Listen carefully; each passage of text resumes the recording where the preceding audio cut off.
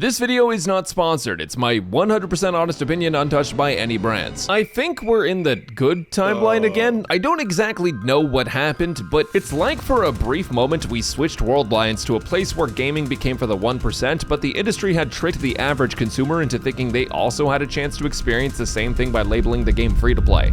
No, I'm just kidding. We still live there. Tower of Fantasy recently tried to switch things up a bit though. You guys remember Tower of Fantasy, that anime MMORPG that wanted to capitalize on Genshin Impact type, but it put in a gacha so it died immediately? Well, recently they removed gacha from the game. So I went to check it out because the thing that I hate most about the anime gaming industry is how virtually all of the live service anime games are soulless, substanceless, daily chore simulator gacha games. And also, I love MMOs. I grew up playing games like RuneScape, WoW, and Final Fantasy XIV, as well as others like Terra, BDO, etc. The list is pretty long, but I don't want to say Aura Kingdom out loud like I gave that game more than 100 hours of my life. Now, I'm sure a ton of you guys are wondering, is Tower of Fantasy fun now? Or maybe you're just here for more confirmation of what you already thought for years, which is that it's a bad video game. Well, I'm gonna get into that in this video, but first I need to tell you about how this video even ended up being this way. Oh shit. Here we go again. Tower of Fantasy was running an ad campaign for the new Warp server, which is the advertised gacha-less server. This server is essentially a side server to the regular game that has seasonal progression resets and is meant to be more free-to-play friendly by allowing all free-to-play players to get all weapons. This is important because Tower of Fantasy is a highly weapon-based game. Now, TOF reached out to sponsor me on this channel for a review of the server, but I wanted to make sure that I could be 100% honest with my thoughts on it. They said yes, but when I gave them a list of things I was actually going to put in the video, they asked me to limit my negative feedback and make it something general that could apply to other games. So naturally, I pulled out of the deal, and as a result, I lost my beta access to the game. They really did not want me to make this video. I want to give a huge shout out to Shaun for helping me out with the footage for this video. He really enjoys the Warp server and makes videos on it, so if you want to know more, he's got a pretty good overview of things. But unlike Shaun though, my opinion is not so positive. You see, Tower of Fantasy's Warp server is a very good step towards making the game good. I used to think removing gacha from any gacha game would instantly make it a better game, but you have to do it in the right way, and Tower of Fantasy, in my opinion, did it probably the worst way possible. What makes grindable games fun is having that attainable goal that you can work towards and earn. The delayed gratification and the reward of having earned what you worked so hard for hits so much better for me than swiping a card multiple times and hoping not to lose a 50-50 coin flip just because you were limited in how much currency you were able to farm beforehand. That's one of the reasons I love Duet Night Abyss, because the game lets you earn everything on your own time and on your own schedule. Yeah, there's RNG, but at least the RNG isn't tied to me working a day job and spending 3 days of work in exchange for a chance to get a character that'll get power crept in 3 more weeks. But the grind for your long-term goal also needs to be decent fun. It doesn't have to be the most fun you've ever had in a video game, but it needs to not be absolutely insufferable. Most people already deal with the insufferable grind of a day job. The problem with Tower of Fantasy's new Warp server is that it never actually addressed the more insufferable parts of the game, and with those insufferable parts of the game, also made it more grindy in exchange for removing that gacha. As mentioned earlier, Tower of Fantasy's Warp server is advertised as a no gacha server, but even that's a lie.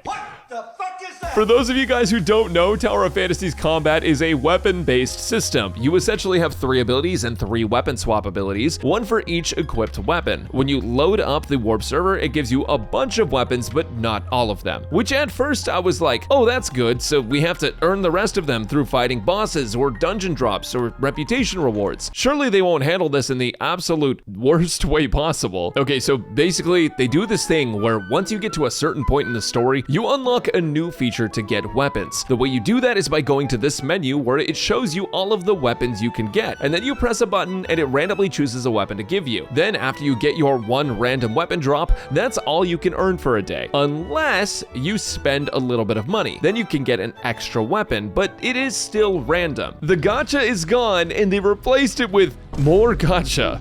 It's just a weapon a day instead of a weapon every 4 weeks and a card swipe. And to their credit, every weapon can be obtained in roughly a month for free-to-play players. So after roughly 30 days of logging in, you will be guaranteed to have the same resources other people have if you didn't spend. That's the thing here though. If you don't spend, you can still spend on premium currency in order to get more weapons. So you can guarantee that you get ahead of players by spending until you get the meta weapons. On top of that, you still have to spend materials to level up weapons, which you can also buy if you don't want to grind or want to skip the time dedicated to it. There is a limit to how much you can buy, but it's pretty high. Actually, it's very high. Now, none of this would matter if the game was single player, but it's not. It's trying to compete in the MMO space, which means it needs to be fair for all players regardless of spending. This is one of my biggest gripes with Blue Protocol Star Residence, and one of the main reasons it will never be on the same level as the other MMO greats. It was over before it begun, and will continue to be over until gacha and stamina are removed entirely from the game, and there are no ways to spend for advantage. Lost Ark also had a similar issue with spending. This is why every new MMO gets doom posted to hell, by the way. Despite how fun Star Residence and Lost Ark may be with their diverse combat and amazing endgame raids, they lack the ability to have longevity for the average non-spender. Tower of Fantasy was pay for power before, and now it's just pay less for power. You can get everything completely free to play, but the fact that you can just skip all of the hard work in an MMO, an online shared world with other people, is just not great. Believe it or not though, that pay for progress option existing in the game is far from the new Warp server's biggest issues, because the main problems with the original Tower of Fantasy were never actually addressed. I often say on my stream at twitch.tv/Brax, if this wasn't a gacha game, it would be so good about a lot of games. But it's not just the removal of gacha that fixes a game. The entirety of a gacha game is built around the gacha. There are systems put into place to make sure that you are limited to how much you can play every single day, and there are limits to what you can feasibly do for free. They don't want you to have every character, but they want you to feel like you can get every character, so they make overworld chests that have premium currency in them instead of useful items, because if they gave you useful items, you wouldn't spend on the gacha. This is the case in Wuthering Waves 2, which is, in my opinion, one of the best gacha games out there. Even if you took away gacha from Wuwa and everyone got every character for free, you would still only have Tower of Adversity and Whimpering Wastes for endgame. You would still have stamina locking you out of playing more, and even if they removed stamina, you have no reason to build all of the characters because the game is basically over once you beat the Tower of Adversity. There would still be droughts, dry patches, etc. because gacha games are not made to be played a lot. There are no secrets to uncover, no reasons to play the game beyond a story patch and the endgame, unless you're opening chests in the overworld to try and get a new character or weapon, which is, in my opinion, very shallow. And Tower of Fantasy still has this issue in the Warp server, where there is seemingly no reason to do anything unless you just think the gameplay's fun. But even that falls flat in my opinion. The chests in Tower of Fantasy drop some low tier gear now, but to my knowledge, there's no chest in the world that drops you a legendary weapon with a cool glowy effect. No quest series that unlocks a new money farming spot. The games just lack depth, and Tower of Fantasy still has all of the same problems that a gacha game would, except it's only one pull to get an SSR instead of 80. And because Tower of Fantasy is a mobile gacha game, the combat is oversimplified, content is cut to meet hardware specifications, and, well, more. I mean, good lord, the combat is just, the nicest thing I can say about it is it's not great. It feels floaty and weightless, but more importantly than that, it just lacks depth. You're playing an MMO and you effectively have 6 abilities and a basic attack, and all of those abilities are based on whatever random weapon you were able to pick up. On top of that, all of the weapon active abilities happen on the exact same button. This was something I was really hoping they would improve on or expand on over time, but it's just the same as they left it in the main game in 1.0. The animations in combat have massively improved, with the choreography of moves being more impressive and even integrating camera movement into attacks. But overall, that doesn't change the fact that you're going to be button mashing left click and one key over and over. There are advantages to the elemental system, but overall, if you've played any other MMOs that are not on mobile, the rotational depth you might be looking for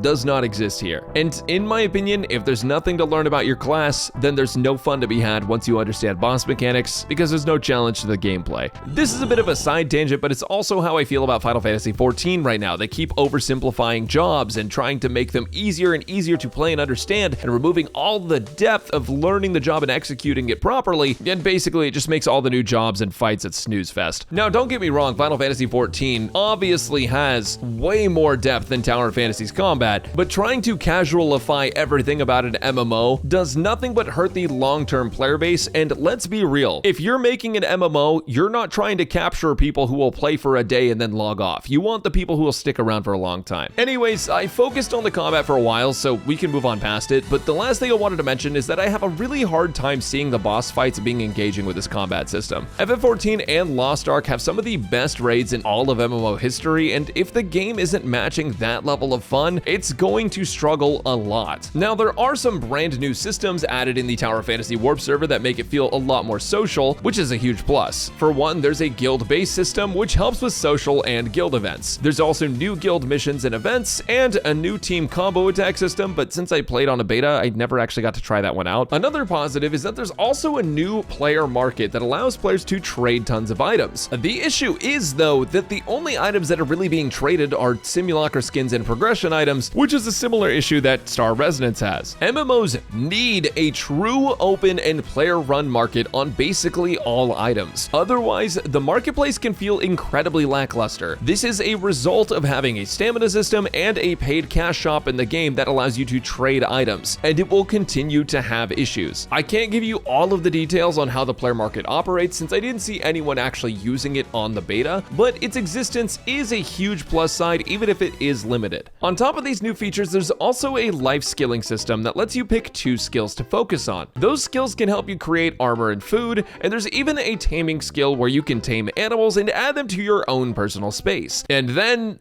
mercilessly slaughter them for your cooking skill. The biggest problem with this system is the same area where Star Resonance struggles, which is the stamina limitations and building its systems around it. Warp Server also has stamina for life skills, which kind of limits how much you can actually do with them, which is also a huge negative unless you hate playing video games. I feel like all I've done is complain this video. I've been pretty harsh on this game, and so I do want to be clear. Tower Fantasy Warp Server is a far better alternative than starting on the standard Tower of Fantasy server, because you can experience the full game without spending a dime, and it's accessible to more people. But removing Gacha doesn't automatically make it a fully fixed game. Duet Night Abyss is a perfect example of a game that removed Gacha, but actually feels like it's a fully fledged not Gacha game, because they put the time in to rework the systems. Now, is Duet Night Abyss perfect? No, but the studio knew that they would have to rework systems to make it actually competitive with other similar games on the market. Tower of Fantasy suffers from many of the same problems that it used to have in 1.0, with its slow start, clunky combat, mediocre opening story, and its gacha-like systems that are the opposite of what an MMO needs. I don't know what I was expecting, maybe an overhaul to the overworld looting system to not have a premium currency, maybe putting weapons behind boss fights, challenges, or quests, weapons having set gear score instead of you having to do gacha-fied dungeons for them, maybe improved combat, I don't know, maybe I was expecting too much. And there is a ton of new content since the game's been out for years now, and I'm sure there's gonna be a ton of people who like it and play it. I personally don't care if you do play it. I mean, hell, I play Star Resonance and that game has tons of issues.